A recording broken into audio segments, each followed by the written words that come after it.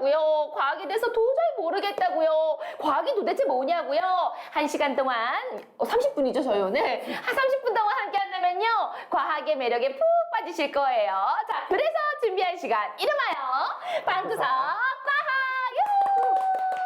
자, 오늘도 신나고 즐겁게 과학에 대해서 재미있게 설명해 주실 박사님 모셨습니다. 소개해 주시죠. 네, 안녕하십니까. 저는 표준과학연구원에서 시간에 관한 연구를 하고 있는 허명선입니다. 반갑습니다. 와, 오늘 허명선 박사님이 시간에 관해서 설명을 해주실 건데, 자, 오늘 주제가요. 자, 붙잡을 수 없는 시간, 붙잡아야 하는 시간입니다. 뭔가 이 주제만 들었을 때 왜 시간을 붙잡아야 되지? 시간이 도대체 뭐길래 잘 흘러가고 있는데 라는 궁금증을 좀 자아내거든요. 오늘 재미있게 설명 부탁드립니다. 네, 박사님. 감사합니다. 자, 일단은 저희가 몇 분이 들어와 계시는데 지금 17분 들어와 주시고 너무 감사합니다. 네, 지금 집에서 에어컨 바람 싹 쐬면서 시청하고 계신 우리 친구들 30분 동안 절대 놓치시면 안 돼요. 그리고 보다가 저 이런 점 궁금해요 하면은 바로 댓글로 달아주세요. 그렇다면 저희 박사님이 바로바로 답변해 주실 겁니다. 자, 그럼 저희가 이제 시간에 관해서 자세하게 이야기를 나눠볼 텐데요. 자, 우리 친구들은 시간을 확인할 때 어떻게 확인하나요? 박사님 귀를 기울이셔야 돼요. 박사님 들으셨어요? 대부분 핸드폰으로 아니면 집에 있는 벽걸이 시계로 시간을 확인한다고 합니다. 그런데 저도 이게 정말 궁금한 게 어떤 근거로 이 휴대폰이나 이 시계 같은 기계가 알려주는 시각을 우리가 왜 믿는 걸까요? 도대체 어떤 근거로? 네, 그래서 우리가 이제 시간을 과연 어떻게 알 수 있을까? 네. 만약에 시계가 없다 그러면 생각해 본다면 보통 우리가 시간이라고 하는 걸 아는 방법은 네. 자연에서 뭔가 반복적으로 일어나는 일을 가만히 쳐다보고 있으면 알 수 있죠. 네. 제일 쉬운 방법은 해가 중천에 떠 있을 때 보통 낮 12시 네. 그리고 그 다음날 또 다시 해가 뜨면 낮 12시 되죠. 그래서 오늘 낮 12시부터 네. 다음날 낮 12시까지 그게 이제 24시간이 네. 되는 거고 그 시간을 24로 나누면 네. 1시간 그리고 그걸 다시 60으로 나누면 1분 이런 식으로 해서 시간을 알 수 있게 되는데 네.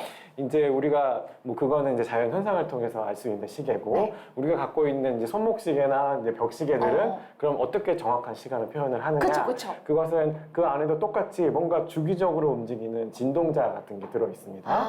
그래서 그 진동자가 정확하게 1초로 진동하진 않아요. 굉장히 빠르게 진동을 하는데 그 진동자의 주기를 잘 바꿔서 1초로 만들어주고 거기다가 이제 60을 곱하면 1분이 되고 이런 식으로 해서 이제 시계가 만들어집니다. 근데 문제는 그 진동자, 여러분이 갖고 있는 손목시계나 벽시계에 있는 진동자가 뭐 항상 일정해요. 그렇지는 않고 항상 보면은 바뀌어요. 그래서 벽시계 이렇게 보고 있으면 한 달 지나면 뭐 몇 분씩 느려지거나. 맞아요. 누가 걷는 줄 알았어요, 제 시계를. 네, 그렇죠. 보통은 이제 진동자가 이제 항상 일정한 주기의 신호를 내줘야 되는데 이게 날씨가 더워지거나 오늘처럼 이렇게 무더운 날씨에 엄청 더웠죠. 우리도 늘어지지만 이제 진동자도 늘어지기 시작하는 거죠. 그래서 느려지는 현상이 생겨서 그럼 진동자가 날씨에 영향을 받는 거예요? 그렇죠. 날씨 영향을 굉장히 많이 받습니다. 그리고 비가 오거나 그러면 또 습기의 영향을 받기도 하고 그렇기 때문에 이 벽시계를 가끔 이제 조절을 해줘야 돼요. 그럼 우리가 벽시계나 손목시계를 뭘 보고 조절을 하나요? 핸드폰 시계예요. 그렇죠. 저는 굉장히 핸드폰 시계가 정확하다고 믿는 사람 이게 중이거든요. 핸드폰 시계를 가지고 조절을 하는데 사실은 핸드폰 시계도 똑같이 진동자가 안에 들어있어요. 그래서 핸드폰도 사실은 뭐 비행기를 타거나 비행기 모드로 바꾸잖아요. 비행기를 타면 그러면 한 17시간 비행하고 나면은 시계가 틀려져 있어요. 그렇기 때문에 핸드폰 시계가 느려지거나 빨라질 수 있어요. 그래서 핸드폰도 믿을만 하지는 않지만 이게 시간이 달라져요? 네, 그렇지만 핸드폰 시계가 정확한 이유는 핸드폰이 우리가 전화를 할 때 또는 문자 메시지를 받을 때 이게 기지국하고 이제 서로 통신을 합니다. 그러면 기지국이 너의 지금 핸드폰 시계 지금 얼마 틀렸으니까 고쳐라 라고 이제 얘기를 해주죠. 그렇기 때문에 기지국에 있는 시계를 계속 받아오기 때문에 이 핸드폰 시계가 꽤 정확한데 그러면 기지국 시계는 그럼 누가 맞춰주는 거예요? 그러니까. 그게 문제죠. 그래서 그 기지국의 시계를 무엇으로 맞추느냐 그 시계가 결국은 쭉 거슬러 올라가면 원자 시계로 이제 맞추게 됩니다. 그러니까 우리가 보는 핸드폰 시계가 요즘에 정확하긴 한데 이거를 기지국에서 연락을 주는 거 아니에요? 네, 그렇죠. 그런데 그럼 이 기지국 시계는 도대체 어디서 그 연락을 받느냐? 그 시간을 도대체 누가 이렇게 측정을 하느냐? 그럼 그게 도대체 뭘까요? 그게 이제 그 가장 정확한 시계가 그럼 도대체 어디 있느냐 하는 걸 이제 생각해 봐야 되는데 우리가 보통 이제 옛날에는 지구가 이제 아까도 말씀드렸지만 해가 뜨고 지고 하는 시간을 잘 사용. 옛날에 해시계였잖아요. 그렇죠. 해시계로 우리 조상님들이 아 이게 몇 시다 이렇게 했잖아요. 네, 맞아요. 네, 그러고 이제 밤에는 근데 몇 시인지 알 수가 없으니까 그래서 개발된 게 이제 물시계죠. 밤에는 해가 안 뜨니까. 물시계? 네, 물을 이렇게 수조에 담아가지고 물이 일정하게 떨어지면 그 일정하게 떨어진 물의 양을 측정을 해서 시간을 측정을 하는 물시계. 물시계, 이런 물시계. 게 과거 우리 위대하신 세종대왕 시절에. 아 맞아 우리 만들었었어요. 맞아요. 우리 물시계 맞아요. 장영실 선생님께서 맞아 만드셨죠. 장영실 선생님이 그리고 만드셨죠. 네, 영화도 나오고 그랬죠. 맞아요, 맞아요. 그랬는데 이 지구의 자전이 사실은 항상 일정하냐 그렇지는 않아요. 오늘 해 뜨는 시각과 다음날 그 해가 중천에 뜨는 시각과 다음날 해가 중천에 뜨는 시간이 그 정확하게 24시간이 아닐 수 있거든요. 그래서 이제 사람들이 좀 더 정확하게 필요하다 해서 이제 지구의 공전을 이용을 해서 이제 시간을 측정을 하기 시작을 했습니다. 그래서 처음엔 지구의 자전, 그다음에 지구의 공전을 이용해서 시간을 측정을 하기 시작했는데 문제는 아니 근데 여기에서 지구의 자전, 지구의 공전 이야기가 나왔잖아요. 그렇죠. 저는 이제 뭐 과학을 어렸을 때부터 좋아해가지고 알고 있지만 잘 모르는 친구들이 있을 것 같아요. 네. 지구의 자전, 공전에 대해서 좀 설명해 주시고 네, 가시죠. 지구의 자전은 지구가 이제 혼자서 하루에 한 바퀴씩 도는 거, 스스로 도는 거. 아 이렇게 지구가 이렇게 스스로 도는 거. 걸 지구의 자전. 그래서 지구의 낮과 밤이 바뀌는 게 이제 지구의 자전 때문에 생기는 현상이고, 지구의 공전은 지구가 태양을 주위로 1년에 한 바퀴씩 도는 거. 그게 이제 지구의 공전입니다. 그래서 지구의 공전 때문에 우리가 사계절의 변화가 생기는 거죠. 그래서 지구의 그 낮과 밤이 바뀌는 지구의 자전을 이용하는 것보다 지구의 공전을 이용한 시간이 좀 더 정확하기 때문에 한 1950년대부터는 지구의 공전을 사용을 해서 시간을 측정을 하기 시작했는데 문제는 또 이것도 맞지 않는 거예요? 정확하지는 않았어요. 사람들의 과학기술이 점점 발달되면서 이것도 자꾸 바뀌네. 그래서 좀 더 정확한 시계 뭐가 있을까? 사람들이 고민을 하다가 이제 그 다음 나온 게 이제 원자 시계가 되겠습니다. 아, 그러니까 옛날에는 뭐 물시계, 해시계로 시간을 측정했고 시간이 좀 흘러서 지구의 자전과 공전에 의해서 저희가 시간을 측정했는데 이것도 안 맞네 해서 이제 개발한 게 원자시계다. 그렇죠. 야, 그 타이밍에 지금 32분이 또 함께 시청을 해주고 계십니다. 너무 감사하고요. 우리 드니드니드님 시간에 대한 이야기 기대가 되네요. 김기남님 시간을 되돌아가는 타임머신은 가능한지 저희가 이거는 좀 이따 이제 살짝 영화 얘기 나올 텐데 그때 한번 나눠보도록 하겠습니다. 저도 이거 굉장히 궁금했거든요. 자, 그러면 저희가 여러분들 지금 궁금한 점이 이렇게 많잖아요. 우리 댓글 달아주시면 바로바로 답변을 해드리도록 하겠습니다. 자, 그러면 어떻게 지금 정확한 우리가 시간을 만들 수 있는지 어떻게 정확한 1초를 만들 수 있는지 저는 그게 너무 궁금해요. 네, 그래서 아까 이제 지구의 자전이나 공전, 뭐 물시계, 해시계 얘기했지만 그게 이제 정확하지 않기 때문에 이 만들어진 게 이제 원자 시계라고 이제 말씀을 드렸죠. 그래서 이 원자 시계라고 하는 게 사실은 유래가 이 20세기 초에 이제 굉장한 그 과학 물리학에서 굉장한 이론이 두 개가 탄생을 합니다. 이게 뭐냐면 잘 알고 계시는 아인슈타인 선생님. 네, 아인슈타인 선생님의 상대성 이론. 상대성 이론 유명하죠. 그 다음에 또 하나가 이제 양자역학이라는 게 탄생을 합니다. 그래서 이 두 가지 이론은 그 상대성 이론은 굉장히 빠르게 움직인다거나 또는 아주 굉장히 중력이 큰 블랙홀 같은 그런 곳을 여행할 때 생기는 시간의 변화, 공간의 변화를 다루는 학문이고 양자역학은 원자 같이 굉장히 조그만한 그 미시 세계에서 일어나는 현상을 다루는 학문입니다. 그래서 이제 그 미시 세계를 자세하게 들여다보니까 이 원자라고 하는 애가 어떤 고유 주파수를 가지고 있어요. 이 원자 조그만한 애가? 네, 거기에 그 나름의 어떤 색깔을 가지고 있는 거죠. 고유 주파수를 가지고 있고 그 고유 주파수가 이거는 날씨가 덥던 춥던 습도가 높던 안 높든 항상 거의 일정하다 이거예요. 그래서 이 원자의 고유 주파수를 사용을 하면 굉장히 정확한 시계를 만들 수 있겠다라고 이제 사람들이 생각을 해서 만들어진 게 이제 원자 시계가 되겠습니다.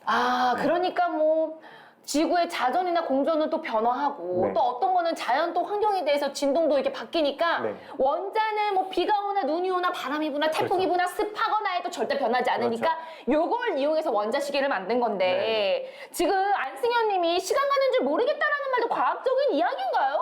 그렇죠. 이제 시간은 사실은 가고 있는데 네. 시간은 우리가 사실은 느낄 수가 없는 거기 그쵸. 때문에 시간 가는 줄 모를 수는 있지만 네. 시간은 불행히도 계속 가고 있습니다. 네. 저도 불행히도 시간을 가고 너무 있어서 붙잡고 싶은데. 네. 붙잡을 수가 없습니다. 그쵸. 자, 그럼 이제 우리가 원자 시계에 대해서 좀 자세히 알아봐야 될 것 같아요. 정확하게 우리가 이 시간을 알기 위해서 원자 시계를 개발하셨다고 하는데 이 원자 시계가 뭔지 일단 우리 정의부터 한번 알고 가볼까요? 네, 그래서 아까 이제 원자라고 하는 그 조그만한 그 물질이 네. 그게 그 고유의 주파수, 고유의 색깔을 가지고 있다고 예, 말씀을 예. 드렸죠. 그래서 아까 이제 진동자가 날씨가 뭐 덥거나 춥거나 습도가 높거나 낮으면 얘가 느리게 가거나 빨리 갈 수 바뀌어요, 있다고 했죠. 근데 이제 원자는 이제 그럼에도 불구하고 항상 일정한 고유 주파수를 가지고 네. 있어요. 그렇기 때문에 이 원자의 고유 주파수랑 그다음에 여러분 시계가 갖고 있는 그 진동자랑 네. 주파수를 비교를 하는 거예요. 그러면 이 원자는 주파수가 항상 일정하기 네. 때문에 이 진동자의 주파수를 원자를 이용을 해서 비교를 하면 그 원자는 자기 주파수에 딱 맞아야 반응을 해요. 네. 자기 주파수에 맞지 않으면 이 원자는 반응을 하지 않아요. 그렇기 때문에 진동자의 주파수를 딱 보고 나랑 똑같네? 네. 그러면 매우 좋아하다가 나랑 다르네? 그러면 좀 슬퍼하다가 그런 거죠. 일종의. 그래서 원자의 상태를 잘 관찰을 해서 네. 진동자의 주파수를 계속 수정을 합니다. 계속 수정을 해서 항상 일정한 주파수의 진동자가 될 수 있도록 해주는 그런 그 시계 동작을 하기 때문에 원자를 기준으로 시계를 만들었다. 그래서 원자 시계라고 이제 얘기를 하겠습니다. 그래서 이제 다른 그 어떤 것보다도 오차가 굉장히 없다. 네, 그렇습니다. 근데 그럼 또 다른 지금 그래서 이 원자 시계에 대한 노력이 계속 이어지고 있다고 들었습니다. 네, 그렇습니다. 이 과학기술 발달과 함께 이 정확한 시각의 중요성이 굉장히 커지고 있어요. 그쵸. 그래서 이 원자 시계의 정확도도 점점 올라가고 있고 어떻게 보면 각 나라의 과학기술 수준을 보여주는 어떤 척도라고 볼 수도 있어요. 시계를 얼마나 정확하게 만드냐가. 그래서 전 세계 그 일부 선진 국가가 사실은 갖고 있고 이런 원자 시계를 지금 현재 가장 좋은 정확도를 가지고 있는 시계들은 뭐 10억 년에 1초. 그 어떤 나라 갖고 있어요? 그런 나라들은 보통 여러분이 떠올릴 수 있는 가장 큰 나라. 미국. 그렇죠. 그 다음에 뭐 독일, 프랑스, 영국 뭐 이런 나라. 그 아시아 쪽에서는 한국, 또 일본, 중국 이런 나라들이 이제 열심히 개발을 하고 있는 상황입니다. 아니 그래도 지금 우리 한국이 또 이 세계 과학 기술이 반열에 오르지 않았습니까? 그렇습니다. 미국이랑 비등비등해요. 그렇죠. 기술이 네. 거의 앞지르고 있잖아요. 얼마든지. 그렇죠. 네. 힘을 낼 수 있습니다. 예, 파이팅 하시고요. 네. 자, 그러면은 어떤 지금 노력을 계속 기울이고 계시나요? 그래서 그 원자시계 정확도를 계속 올리기 위해서 이제 많은 연구원들이 지금 한 10수년간 1세대, 2세대, 3세대 이렇게 이제 계속 개발을 하고 있는 상황입니다. 그래서 지금은 우리나라의 경우는 거의 한 10억 년에 1초 정도 들리는 그런 아주 세계적인 시계를 만들고 있는 상황입니다. 10억 년에 1초면 거의 오차가 없다고 봐야죠. 그렇죠. 우리가 이제 태어나서 죽을 때까지는 거의 1초가 바뀌는 걸 볼 수 없는 그런 시계가 되겠습니다. 야, 이걸 개발하신 거 아니에요? 우리 연구원분들이. 네, 한국표준과학 연구원분들이. 네, 정말 대단하십니다. 아니, 근데 저희가 지금 아까 요거 너무 재밌는 것 같아요. 김기나 님이 시간을 되돌아가는 타임머신은 가능할까요? 옛날에 그 영화 있어서 백투더퓨처인가 백투더퓨처인가 맞죠? 그렇죠. 그 영화 과거로 막 돌아갔잖아요. 미래도 가고. 퓨처를 아시는지 모르겠는데. 저도 잘 모르는데 저도 졸업한 지 얼마 안 돼서 잘 모르는데 옛날 뭐 영화 뒤져보는 거 있더라고요. 네, 맞아요. 백투더 퓨처라고 어떤 정말 박사님이 개발하신- 아인슈타인 맞아. 과학자가 굉장히 빠른 자동차를 타고 가면은 과거로 돌릴 수 있는 그런 얘기가 있는데 사실은 타임머신이 가능한지 안 한지에 대해서는 여러 가지 논란의 여지가 있어요. 누구는 가능하다고 하고 누구는 가능하지 않다고. 그럼 박사님은 가능하다고 봅니까? 저는 가능했으면 싶어요. 근데 가능하지는 않을 것 같아요. 제 생각에는. 그래요? 네, 근데 어쨌든 가능하다고 생각하는 사람도 있고 가능하지 않다고 생각하는 사람도 있어서 딱 부러지게 뭐라고 얘기하기는 좀 어려운 것 같아요. 아니 근데 아까 전에 그 얘기 하셨잖아요. 블랙홀에 가면은 시간이 천천히 간다. 네. 그거는 이제 거꾸로 가는 건 아니고 똑같이 시계는 한 방향으로 흘러가는데 블랙홀 주위에 가면은 시계가 느리게 갈 수 있어요. 그렇기 때문에 똑같은 시계가 가는데 어떤 사람이 블랙홀 근처에 우연히 있었다. 인터스텔라라는 영화. 그 영화 옛날에 있었어요. 그렇죠. 영화에 나오는 것처럼 아버지는 블랙홀 근처까지 우주여행을 하고 딸은 지구 근처에서 이제 있으면은 그 블랙홀 근처에 영향하는 사람의 시계는 훨씬 느리게 갈 수 있습니다. 그래서 그 아버지가 젊고 그렇죠. 그 딸은 엄청 그렇죠. 나중에 노인이 만나면 되셨고. 그 서로 만나면 딸은 굉장히 나이가 네. 들었고 그 아버지는 오히려 젊은 그런 일이 벌어지는데 그렇다고 해서 시간이 거꾸로 가느냐? 그건 아니에요. 똑같이 한 방향으로 가는데 하나는 굉장히 빨리 가고 하나는 이제 느리게 가는. 그래서 이제 거꾸로 가는 건 아니고 다르게 가는 거죠, 시간이. 근데 저희는 거꾸로 가는 것 같이 보인 거네요. 그렇죠. 네. 얘는 하나없이 느리게 가고 얘는 빨리 가니까. 네, 그렇죠. 시간은 똑같이 흘러는 간다. 불행히도 시간의 방향을 바꾸는 거는 네. 그게 이제 타임머신. 그 아까 말씀하신 네. 백투더 퓨처. 네. 근데 그거는 사실 가능할 수 있을지는 잘 모르겠어요. 사실은 저도 잘 모르겠는데. 현실적으로 불가능하다에 네. 가깝잖아요. 네, 예. 그렇습니다. 자, 상상 속에서만 뭐 생각하는 걸로 아쉽긴 하지만. 자, 근데 지금 저희 드니드니드님 세계의 시간은 다른데 각 나라의 시간 다르잖아요. 원자 시계를 각 나라마다 보유하고 시간을 알려주는 건가요? 아주 좋은 질문이신데요. 아이고, 내가 하려고 그랬는데 드니드니드님 먼저 해보셨네. 이게 그 시간이라고 하는 게 일종의 약속이에요. 그러니까 우리나라 시계랑 미국 시계랑 뭐 예를 들면 영국 시계가 서로 다르면 문제가 생겨요.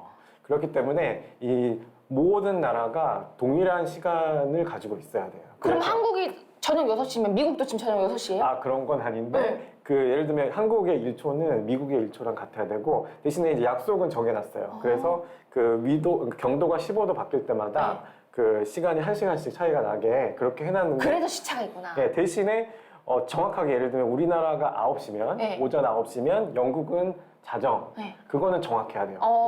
우리나라가 오전 9시인데 네. 영국이 뭐 새벽 1시다 그러면 안 되고 그 약속은 정해놨어요. 그러려면 각 나라의 시계는 각자 알아서 가고 있는데 그거 어떻게 맞추느냐 그렇죠. 하는 거죠. 그래서 지금 현재는 그 각 나라의 시계들을 다 모아가지고 걔네들을 평균을 해요. 평균을 해가지고 그 모든 사람이 쓸 수 있는 시간을 하나 만드는데 네. 그게 이제 협정 세계시라고 합니다. 그래서 그 협정 세계시로 이제 각 나라가 그 운영하는 시계가 맞다 틀리다는 걸 알 수 있고 지금 현재 그 올림픽이 열리고 있잖아요. 맞아요. 항상 궁금한 것 중에 하나가 100m 기록을 보면 네. 지금 현재 그 우사인 볼트가 갖고 있어요. 네. 세계 기록을 네. 9초 58인가. 근데 지금 그러니까 100분의 1초 네. 차이 그 단위로 지금 9.58이니까. 근데 한 4년 전에 지금 100m 기록이 보면 한 1년에서 한 3년마다 한 100분의 1초씩 이제 좋아지고 있어요. 지금 우사인 볼트가 열심히 노력해서 네. 최근에는 우사인 볼트가 이제 약간은 돼 있지만 근데 4년 전의 시계랑 지금의 시계가 100분의 1초가 같은지 틀린지 우리가 어떻게 알까요? 그때 예를 들어 9초 58이랑 그러네. 지금 9초 58이 같다는 걸 누가 보장을 과연 해주나 그런 거죠. 그래서 이 올림픽에서 기록도 이제 점점 이제 정밀해지면서 이 시계 정밀도도 점점 좋아져야 되고 또 하나가 시계가 4년 전 시계나 지금 시계나 같아야 돼요. 그때 시계는 느리게 가는데 지금 시계는 빠르게 가면 안 되죠. 그렇죠. 그렇기 때문에 이 전 세계가 협정 세계시라는 걸 만들어서 4년 전이든 10년 전이든 지금이든 똑같죠. 항상 똑같이 가도록 만들어주고 있어요. 그래서 우리가 100m 달리기 기록을 믿을 수 있어요. 와, 그게 저는 아니면 너무 신기하다. 사실은 믿을 수가 없죠. 네. 그때 9.50이었는데 지금은 뭐 9.58 이게 0.0 100분의 1초 차이를 우리가 만약에 믿을 수가 없다면 그쵸. 그 세계 신기록도 믿을 수 없는 거고. 그러니까 이게 진짜 올림픽에서 몇 초가 엄청 중요하잖아요. 그렇죠. 야, 그렇기 때문에 이 모든 나라가 함께 만드는 이 협정 세계시를 신기하네. 정확하게 유지하는 게 되게 중요합니다. 와, 아니 근데 보통 시간 2시 19분 잘 가고 있네 이렇게만 생각하지 시간이 왜 중요하지? 시간이 뭐가 어떻다고? 근데 오늘 저희가 지금 시간에 대해서 이야기를 나누고 있잖아요. 들어가면 들어갈수록 굉장히 중요한 거네요. 알게 모르게 우리가 굉장히 정확한 시간을 필요로 하는 삶을 살고 있어요. 맞아요. 네. 지금 저희가 질문이 지금 64분 넘게 또 이렇게 시청을 해주고 계시고 너무 감사합니다. 왠지 100명 돌파할 것 같아. 자, 그래서 이렇게 지금 원자 시계를 만들기 위한 노력이 꾸준하게 지금 계속이 되고 있는데요. 그럼 원자 시계를 또 어떻게 응용을 할 수 있는지요? 네, 그래서 이 원자 시계라고 하면은 그 와닿지는 않으시겠지만 사실 원자 시계가 곳곳에서 사용되고 있고 아까도 말씀드렸지만 지금 올림픽 그 뭐 100분의 1초 그 기록도 사실 원자 시계가 보장을 하고 있는 거고 그리고 이제 우리 일상생활에서 제일 많이 쓰이고 있는 것 중에 하나가 여러분이 이제 어디 그 놀러 가실 때 요즘에는 코로나 때문에 많이 못 가시지만 그 제일 많이 쓰시는 게 내비게이션이죠. 내비게이션 없으면 어디 못 다녀요. 그렇죠. 요즘에는 뭐 내비게이션이 필수품인데 그 내비게이션이 자기 현재 위치를 정확하게 알게 되는 방법이 어떻게 하냐면 그 우주에 떠 있는 그 GPS라는 위성이 있어요. 그 위성에서 그 신호를 보내가지고 그 신호가 출발한 시각부터 내가 갖고 있는 그 내비게이션 그 장비에 도달하는 데 걸린 시간을 정확하게 측정을 하는 거예요. 근데 이 빛이 워낙에 빠르잖아요. 1초에 30만 킬로. 지구를 7바퀴 반을 돌아요. 그러니까 엄청나게 빠르기 때문에 조금만 틀려도 시계가 나의 위치를 정확하게 알 수 없는 거예요. 그래서 그 우주에 떠 있는 그 GPS 위성 안에는 원자시계가 하나씩 들어 있습니다. 아, 우리 지금 개발 중인 그 원자시계가 위성 안에 들어있는 거예요? 네, 물론 뭐 커다란 그 원자시계는 아니지만 조그만한 형태의 원자시계가 그 위성만 다 들어있어요. 그 위성에 그런 시계가 들어있지 않으면 그 정확한 시각을 알 수 없고 그러면 내가 지금 대전인지 내비게이션을 켜도 지금 서울인지 대구인지 부산인지 정확하게 알 방법이 없어요. 네, 그래서 이 알게 모르게 이 원자시계가 우리 삶에 깊숙하게 들어와 있습니다. 박사님, 마지막으로 우리 친구들한테 해주고 싶은 이야기가 있을까요? 네. 그게 시간이라고 하는 게 되게 여러분에게 친숙한 주제이기도 하지만 되게 수수께끼 같은 주제예요. 그래서 아까 이제 말씀드렸던 그 아인슈타인 박사님, 우리 유명한 아인슈타인 박사님도 사실은 시간이 정말 변하지 않는 걸까? 그걸 깊숙하게 들여다보다가 이게 발견한 게 이 상대성 이론입니다. 그래서 굉장히 오래된 주제이지만 또 최첨단의 과학과 관련된 주제이기도 하고 그리고 일상생활에도 깊이 들어가 있지만 또 아까 말씀드렸죠. 각 나라의 과학기술 수준을 지금 뭐 올림픽도 그 각 나라의 수준을 보여주지만 이 시계의 정확도도 각 나라의 수준을 보여주는 되게 중요한 척도이기 때문에 앞으로 꾸준히 관심을 가져주시면 감사하겠습니다. 그래서 저도 지금 24시간 아주 야무지게 알차게 쓰고 있습니다. 시간을 보면서. 자, 지금 여러분은요, 한국표준과학연구원 허명선 박사님과 함께 붙잡을 수 없는 시간, 붙잡아야 하는 시간에 대해서 지금 이야기를 나눠보고 있는데요. 지금 표준연에서 원자시계를 지금 연구하신다고 들었잖아요. 저희가 이야기도 나눠봤고. 근데 이 원자시계의 좀 가장 중요한 성능이 뭘까요? 시계는 아무리 비싸봤자 시계가 틀리면 아무 소용이 없죠. 그렇죠. 네, 그렇기 때문에 시계의 가장 중요한 성능은 시계의 정확도입니다. 그래서 이 원자시계에 있어서도 가장 중요한 성능은 시계의 정확도이죠. 그 정확도를 어떻게 얘기를 하느냐, 이게 얼마나 정확하냐는 걸 아는 방법은 이게 얼마나 틀리느냐 하는 걸 아는 거랑 같은 얘기예요.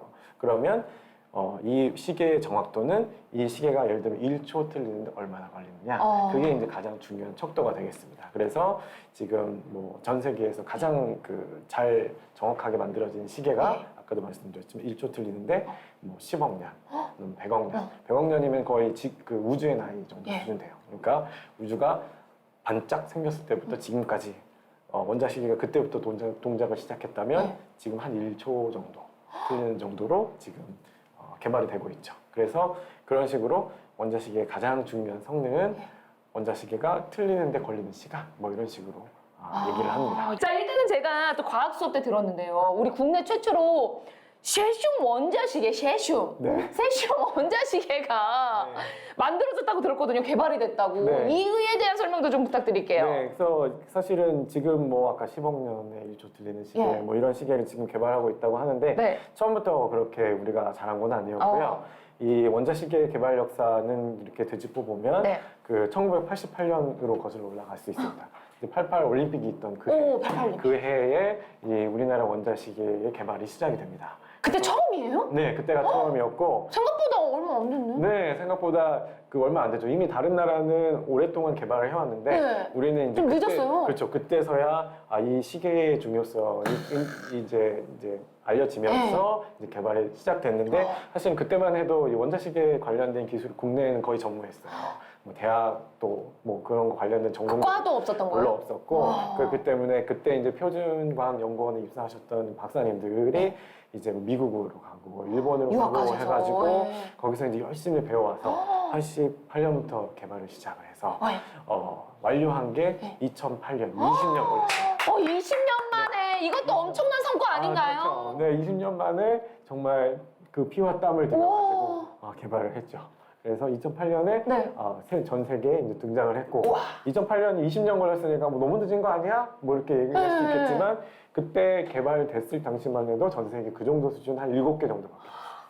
그럼 다른 나라들 까무러 쳤겠어요. 그렇죠. 그냥 미국이랑 뒤집어 졌겠네. 네, 한국 네. 저 조그만한 나라가 이걸 그렇죠. 만들었으니. 뭐 이렇게 조그마한 나라가 10위권 안에 드는 어머, 시기인 웬일이야, 거죠. 웬일이야. 그래서 이게 굉장히 어떻게 보면 우리나라 과학기술의 발전을 보여주는 그런 거기 때문에 2015년에 네. 그 광복 70주년에 우리나라 대표 성과, 우리나라의 과학기술 발전을 보여주는 대표 성과로 네. 이제 선정이 됐습니다. 아, 진짜. 아니, 저는 지금 이 유튜브를 지금 보고 있는 우리 친구들이 미래 과학자가 좀 많이 탄생이 됐으면 좋겠어요. 네, 그랬으면 좋겠어요. 아니, 저 너무 좋아. 저 질문이 시간은 왜 24시간으로 정해져 있나요? 저도 누가 이렇게 딱 정해진 줄 알았어요. 시간 24시간으로 해라, 이렇게. 근데 어떻게 된 거예요? 그게 이제 저도 사실 되게 궁금한데 네. 그 24시간이 사실은 그 누가 정했는지는 잘 모르겠어요. 아, 그게 뭐 어디 사실은- 고사에도 안 나와 있는 네, 거예요? 사실은 그냥 하루를 뭐 10시간이나 100시간이었으면 좋겠어요. 네. 계산하기 너무 힘들어요. 어. 시간이 24시간이니까 네. 이게 초등학생들이 너무 고생을 해요. 아. 제 딸이 초등학생인데 24시간으로 계산을 하니까 네. 12 다음에 왜 1이 나오냐고. 10 다음에 이게 아니냐고. 이렇게 이제 고민을 하는데 아, 그러네. 네, 이게 너무- 우리 초등학교 친구들은 저랑 네. 똑같은 고민을 하네요. 그렇죠. 저도 초등학교 때 그랬거든요. 그리고 뭐 1시간도 100분이면 얼마죠? 네. 100 다음에 100일 이러면 좋은데 60 다음에 왜 다시 1이 돼요? 맞아, 맞아. 그렇죠. 그렇기 때문에 사실은 그랬으면 싶은데 네. 누군가가 하루를 24시간으로 정했는데 사실은 누가 정했는지는 알려져 있지는 않고 대신에 아주 옛날에 사시던 사람들 그 사람들이 주로 이제 12 관련된 그 숫자를 되게 좋아했던 12. 거예요. 네, 12. 네. 그래서 하루를 그 예를 들면 낮 12시간, 밤 12시간에서 두 개 합쳐서 24시간. 그리고 또 1시간도 네. 12의 배수인 60분 뭐 이렇게 했다고 해요. 네. 근데 사실은 누가 했는지는 알려져 있지 않고 근데 이제 또 재미있는 사실은 그건 이제 서양에서 있었던 일인데 네. 동양도 이제 그 아시아권도 여러분이 띠 있죠, 띠. 띠, 자축인묘. 그렇죠. 그 띠도 보면 12개예요, 12개. 그쵸, 12신. 네, 그래서 이 조선시대 보면은 자시, 축시, 묘시 이렇게 표현을 하잖아요. 그래서 그때도 하루를 12개로 나눠가지고 표현을 했어요. 그렇기 때문에 희한하게도 우리 아시아권도 12와 관련돼서 숫자를 만들어 놨어요. 그래서 우리 아시아권도 그렇고 서양도 그렇고 어떤 12와 관련된 숫자로 하루 또는 1시간을 정해놨죠. 공교롭게도. 그래서 하루는 24시간, 뭐 1시간은 60분 예. 이렇게 이제 정해졌는데 누가 정한지는 모르겠어요. 누가 정했는지는 모르겠고 그때 만약에 제가 정할 수 있었다고 예. 하면 예. 그렇게 정하진 않았어요. 그럼 어떻게 정하셨을 거예요? 하루를 뭐 예를 들면 10시간 그리고 1시간은 100분 뭐 이렇게 정해서 지금 그 학생들의 고생을 조금 더 덜었으면 싶은 생각은 좀 있습니다. 역시 와 100분 이렇게 네. 와 역시 대단하십니다. 자, 이 질문은 조금 되게 과학적이에요. 옛날에 지구 자전에 따른 시간을 1년으로 정하고 그에 따라서 1초를 정의하게 되는데 그래서 인터스텔라에 나온 것처럼 어떤 두 사람이 각각 지구와 우주에 있게 됐다면 각자의 흐르는 시간이 다른가요? 네, 정말 좋은 질문이신데요. 네, 이분들 인터스텔라 보셨네요. 네, 일단은 그 뒤에 거부터 먼저 설명을 드리면 네네네네. 이 아까 이제 아인슈타인 말씀을 드렸는데 네. 아인슈타인의 상대성 이론의 가장 중요한 결과 중에 하나가 그 중력이 다르면 네. 중력이 다르면 시간이 다르게 흐른다는 그쵸. 거예요. 그래서 중력이 세면 셀수록 네. 시계가 느리게 간다는 거예요. 그래서 그 영화에 보시면 이제 아버지가 블랙홀 앞을 지나가잖아요. 근데 블랙홀이 중력이 엄청나게 세요. 네. 그렇기 때문에 아버지가 갖고 있는 시간은 느리게 가는 거죠. 대신에 이제 지구에 있는 다른 네. 시계가 이제 정상적으로 물론 이제 지구의 중력이 있긴 하지만 지구의 중력이 워낙에 약하니까 그렇기 때문에 아까도 말씀드렸던 시계가 거꾸로 가는 건 아니고 동시에 가는데 중력장 하에서는 시계가 이제 느리게 가는 현상이 생기게 돼서 나중에 만나면 이제 아버지가 더 젊게 되는 그런 현상이 이제 생기게 되는 거죠. 네. 그래서 뭐 이게 이제 영화 속의 얘기 같지만 사실 영화에서만 일어나는 일은 아니고 그러면 진짜 제가 여기 있잖아요. 박사님 우주에 가서 블랙홀 근처에 갔어요. 네. 그러면 돌아오면은 저는 그렇죠. 더 늙어 있는 거예요? 그렇죠. 저는 이제 젊음을 유지하고 있고 대신에 이제 블랙홀까지 갔다 오느라고 네. 사실은 시간을 허비하는 거예요. 사실 뭐 그러고 싶지는 않아요. 좋습니다. 자, 지금 저희가 이렇게 질문까지 받아봤는데, 야, 오늘 시청수가 너무 좋아요. 87분이 또 함께 해주고 계시고, 너무나도 감사합니다. 자, 지금 오늘도 댓글이 진짜 많이 올라오셨고요. 자, 오늘 뭐 안승현님, 코란데오님, 세롬님께서 또 이렇게 많은 질문을 또 함께 해주셨고 너무 감사하고요. 저희가 어느덧 맞춰야 할 시간이에요. 이런 게 시간이 되게 빨리 간다라고 하나 봐요. 그렇죠. 이렇게 시간을 알차게 쓰면 시간이 빨리 가요. 시간이 되게 빨리 와. 벌써 5분이 지금 저희가 오버가 됐어요. 근데 지금 오버가 된지도 모르고 시간이 너무 빨리 갔어.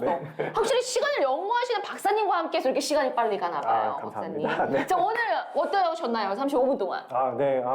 이렇게 이제 시간에 대해서 이렇게 긴 얘기를 할 수 있는 기회가 사실은 많지 않은데 이렇게 이제 나눌 수 있는 기회를 주셔서 너무 감사하고 그리고 이제 앞으로 이제 들으시는 이제 시청자분들도 시간에 대해서 조금이라도 관심이 생기셨으면 이렇게 앞으로도 좀 관심을 가져주시고 뭐 인터스텔라 영화도 한번 다시 보시면 또 느낌이 다르실 수 있을 거라고 생각을 드려요. 그래서 한번 그 영화도 한번 다시 볼 수 있는 기회가 되셨으면 좋겠습니다.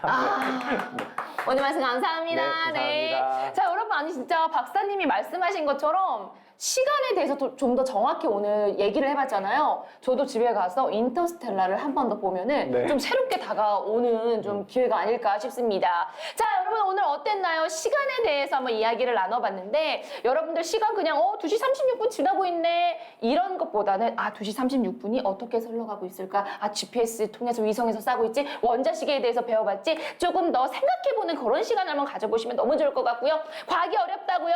과학이 지루하다고요? 저희와 함께 한다면요. 과학이 너무나도 재밌을 거예요. 자, 오늘 방구석 과학 여기에서 마쳐야 될 시간입니다. 자, 여러분들 건강 항상 잘 챙기시고요. 오늘 하루도 좋은 하루 되시고 박사님 이만 인사해볼게요. 여러분들 안녕!